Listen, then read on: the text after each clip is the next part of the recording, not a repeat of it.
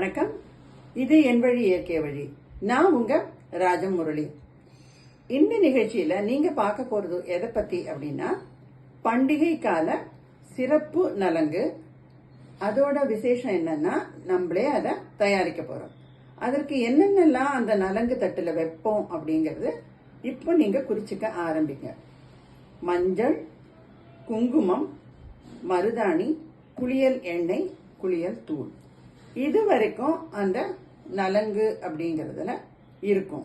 So இதுல மங்களகரமான மஞ்சள் எப்படி நம்ம தயாரிக்கிறதுங்கிறத இப்போ நீங்க எல்லாரும் குறிச்சுக்கோங்க. கிழங்கு மஞ்சள் 100 கிராம், கஸ்தூரி மஞ்சள் 50 கிராம், பூலாங்கிழங்கு 100 கிராம். இந்த மூணையுமா சேர்த்து நீங்க மிஷின்ல கொடுத்து அரைச்சு சலிச்சு வச்சுக்கோங்க. இந்த மஞ்சள் தூள் நல்ல வாசனையா இருக்கும். ஸோ உங்களுக்கு இந்த பண்டிகை அப்படின்னு வரும்போது நியூ ட்ரெஸ் எல்லாம் போடச்சு இந்த தூளை நீங்க உபயோகிச்சீங்கன்னா உங்களோட முகம் அப்படிங்கறது இல்லாம ஹோல் பாடியுமே நல்ல சருமம் நல்ல கலர் வரும்.